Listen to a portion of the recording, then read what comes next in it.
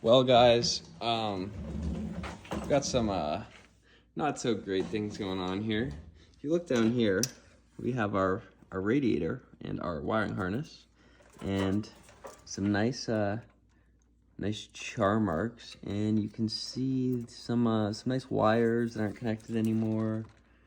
Some nice melted wires, clearly arcing off the radiator. That's great, just great.